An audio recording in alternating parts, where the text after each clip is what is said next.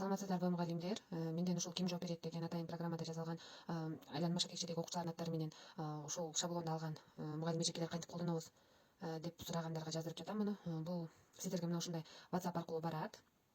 Көрүп жатканыңыздардай. Анан муну телефон менен ачканда бул жерден сизден сурайт, кайсы программа менен ачасыз.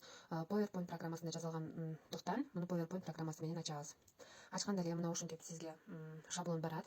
Муну кантип колдонобуз? Бул жерде правка деген жер турат. Төмөн жагын карасаңыздар.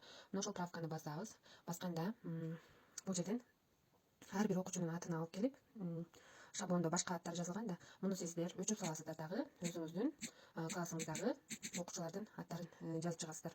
Бул жердеги аттардын баары өчөт, өзүңүздүн окуучуларыңыздын аттары жазылат. Анан жазып бүткөндөн кийин жогору жакта, сол жакта галочка турат. Ошону готованы басып коебуз. Болду, бул жерде сиздин окуучуларыңыздын аттары түшөт. Анан начать презентацию. Презентация деп турат. Мына ушул жерден каалагандай колдоно бересиздер. Бул жерде өзүңүздүн окуучуларыңыздын аттары болот.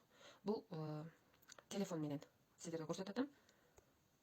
Ноутбуктан деле мына ушундай болуп ачылат. Бул жерден жаңы эле көргөзгөндөй телефонго эле окшош. Ар бир окуучунун атын алып келип басып, өчүрүп, булардын баардыгы өчөт, аттардын баардыгы.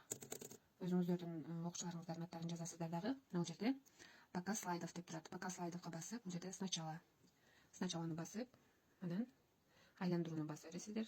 Болду, дайын болот.